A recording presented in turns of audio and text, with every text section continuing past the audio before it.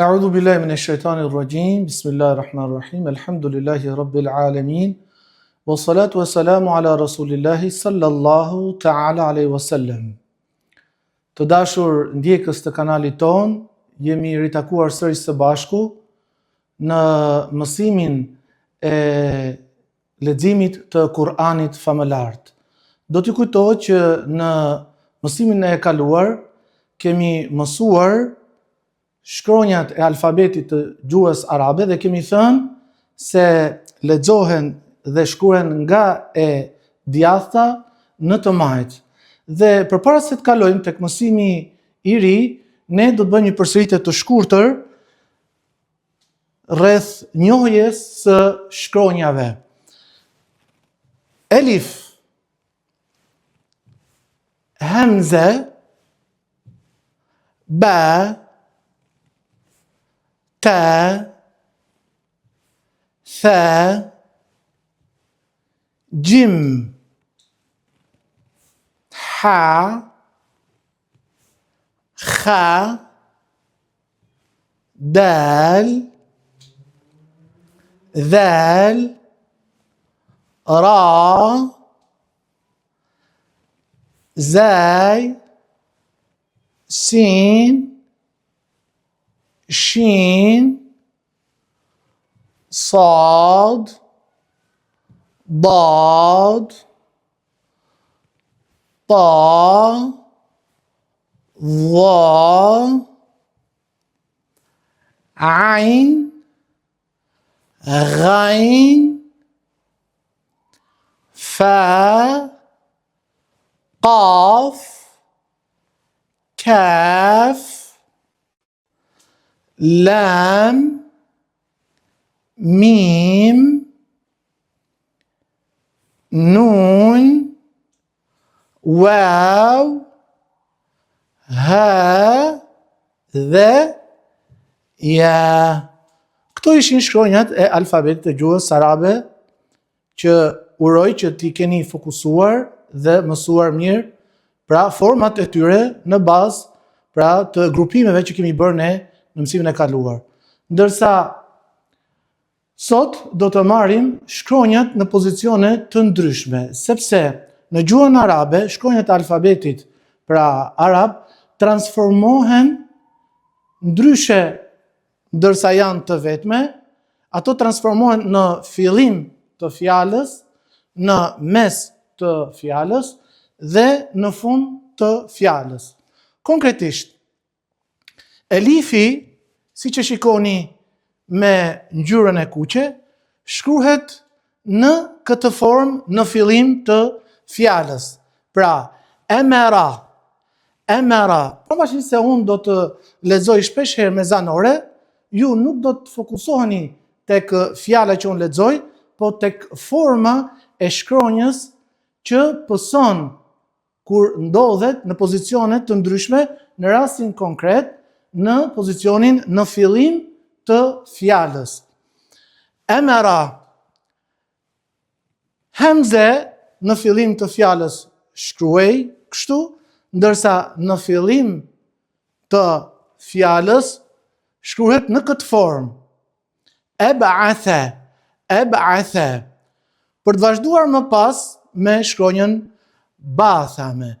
Shkronja ba shkruhet në fillim të fjalës, pra fokusoni gjithmonë tek ajo që është e shkruar me ngjyrë të kuqe.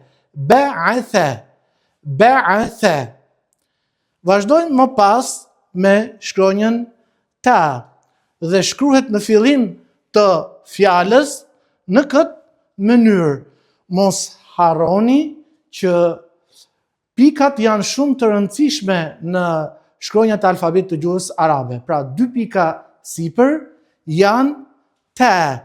Dhe këtu kemi taraka dhe shkruhet në këtë formë në fillim të fjalës. Për të vazhduar më pas me 3 pika sipër, thabata shkruhet në këtë formë, pra në fillim të fjalës.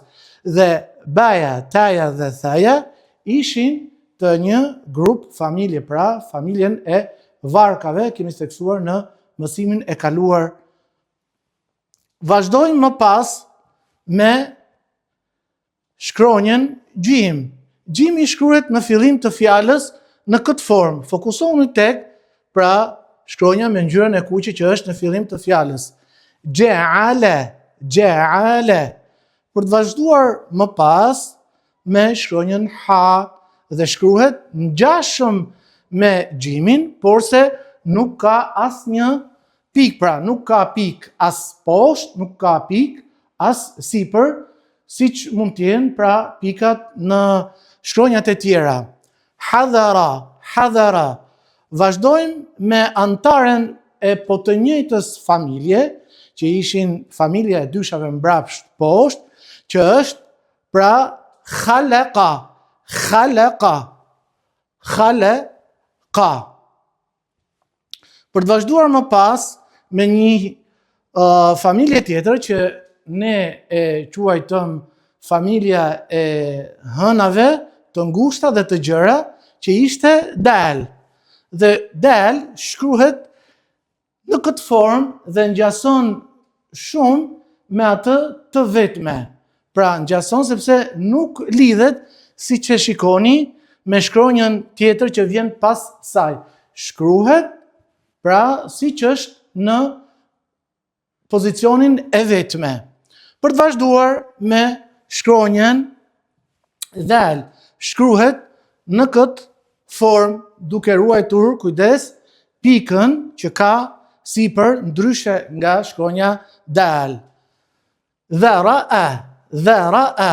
Pra siç e shikoni këtu, nëse jeni të kujdesshëm, të tre këto shkronja nuk lidhen me njëra tjetrën, edhe pse kjo është në pozicionin në fillim të fjalës, raja është në pozicionin në mes dhe elifi në fund. Ne do flasim pra në mësimet e ardhshme se cilat janë shkronjat që nuk lidhen pra në disa raste, edhe pse ndodhen në pozicione të ndryshme që mund të jenë në fillim, në mes të fjalës ose edhe në fund të fjalës. Vazhdojmë më pas me shkronjën ra. Raja'a, raja'a. Mënyra si shkruhet është kjo këtu që shihni ju me ngjyrë të kuqe pra. R-ja, për të vazhduar pastaj me zan. Za'ama, za'ama. Pra shkruhet ngjashëm me e pozicionin e vetme. Pra dal, dhal, ra, zaj janë shkronja që edhe pse janë në pozicionin në fillim të fjalës, ata nuk lidhen me shkronjën pas arse ose para tyre pra. Për të vazhduar me një familje tjetër që do ju kujtohet që është familja e krërave, që ishte sin. Sini në fillim të fjalës shkruhet në këtë formë, se e le. Pra se e le shkruhet në këtë formë dhe duhet jemi të kujdesshëm që inshallah taala ju gjatë kohës që ndjekni videot tona të merrni fletore përpara dhe të shënoni ato me format e tyre në arabisht, por edhe duke shkruar në shqip emërtimet e tyre që ne inshallah taala të kemi mundësi t'i mbajmë më mirë përmendësh. Atëherë vazhdojmë me një antare tjetër po të njëjtës familje që është shin, shekera, shekera. Pra shini në fillim të fjalës shkruhet në formën që ju e shihni në tabel me ngjyrë të kuqe. Vazhdojmë më pas me shkronjën sad, që i përket një familje tjetër, që ne e quajtëm pra familjen e raketave të ping-pongut, dhe lexohet sadeqa, sadeqa. Pra sadi shkruhet në fillim të fjalës në formën që ju shihni me ngjyrë të kuqe. Një antare tjetër, por që ka vetëm një pikë sipër, është bad, bad, dalle, dalle. Shkruhet pra në fillim të fjalës në formën që ju e shihni. Vijojmë me një antare tjetër të një familje tjetër tashmë, që ne kemi quajtur familja e sopatave parahistorike, familja e bëve. Ju mund t'i quani si të doni, rëndësi ka që ju pra t'i mani mirë mend se çfarë forme kanë dhe emrat e tyre sigurisht. Pra, këtu ta shkruhet në këtë formë. Taba'a shkruhet në formën që e shihni me ngjyrë të kuqe. Antare po të njëjtës familje, por që ka vetëm një pikë sipër, është dhahara. Siç e shikoni pra, dhaja shkruhet në pozicionin në fillim të fjalës në formën që ju e shihni me ngjyrë të kuqe. Për të kaluar tek një antare tjetër e një familje tjetër që quhen treshat, mbrapsht, kemi thënë abedun, pra shkronja në fillim është ain dhe shkruhet në këtë formë në pozicionin në fillim të fjalës. Për të vazhduar të një pjesëtare tjetër po të njëjtën familje që është gaini dhe shkruhet në këtë formë gadaba. Vazhdojmë më pas me familjen tjetër që ishte familja e nëntave shtrirë, kemi thënë, dhe ishin dy antar. E para ishte f-ja e cila kishte një pikë sipër dhe fawaqa'a. F-ja këtu është pozicionin në fillim të fjalës dhe shkruhet ashtu si që e shihni pra me ngjyrë të kuqe për të dalluar më mirë. Vazhdojmë me një antare tjetër të familjes së nëntave shtrirë, kemi thënë, që tashmë ka dy pika, jo një pikë siç kishte faja, dhe është shkronja qaf, qademe. Pra kafi me dy pika sipër shkruhet në formën që ju e shikoni me të kuqe. Vazhdojmë me një shkronjë tjetër që është kaf. Në fakt duhet kemi kujdes, e vetme siç e shihni, pra shkruhet në këtë formë, ndërsa në fillim të fjalës kjo shkruhet, transformohet pothuajse krejt. Jo të gjitha shkronjat e alfabetit të gjuhës arabe mund transferohen krejtësisht, por siç e shikoni kafi transformohet krejt në fillim të fjalës, pra në pozicionin në fillim të fjalës. Kesebe. Vazhdojmë me shkronjën lam që ngjasohet me bishtat e çadrave dhe shkruhet në fillim të fjalës në këtë formë. La baraza. Vazhdojmë me shkronjën mim dhe në pozicionin në fillim të fjalës, pra shkruhet në këtë formë siç e shihni dhe ju me të kuqe. Methele. Vazhdojmë më pas me shkronjën nun. Shkronja nun ngjason shumë me shkronjën b, sepse pozicioni në fillim të fjalës shkruhet e njëjtë përveç se ndryshojnë pikat. Pra b-ja e ka pikën poshtë, ndërsa nuni, siç e shihni edhe ju, e ka pikën lart. Nadhara.